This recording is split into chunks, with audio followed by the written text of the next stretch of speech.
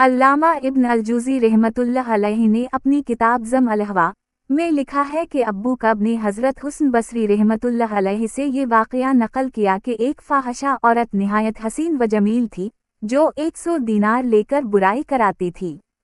एक आबदो ज़ाहिद की एक बार इस पर जो नज़र पड़ी, तो वो इसके इश्क में मुब्तला हो गया और इसके पास जाने के लिए 100 दीनार जुमा करने लगा। और काम धाम करके उसने 100 दीनार जुमा कर लिए और एक दिन इसके घर पहुंच गया और अपना मुद्दई पेश किया।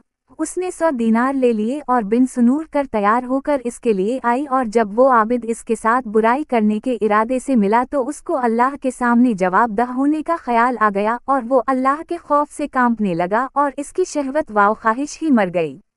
उस शख्स ने कहा कि मुझे छोड़ दे ताकि मैं यहाँ से निकल जाऊँ और ये दीनार तुझे ही दे देता हूँ। इस फाहशा औरत ने तअज्जुब से कहा कि क्या हवा, तूने तो बड़ी मेहनत से ये दीनार जुमा किए थे और मैं तुझे पसंद आ गई थी और आज तुझे ये मौका मिला है और तो इसको छोड़कर जाना चाहता है। इसने कहा कि ये अल्लाह के खौफ और इसके सामने खड़े होने के डर की वजह से है।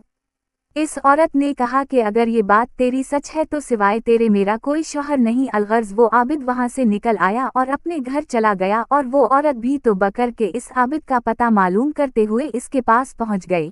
जब इस आबिद को बताया गया कि फलां तुमको पूछते हुए आई है तो वो ये सुनकर बेहोश होकर गिरा और फिर मर गया।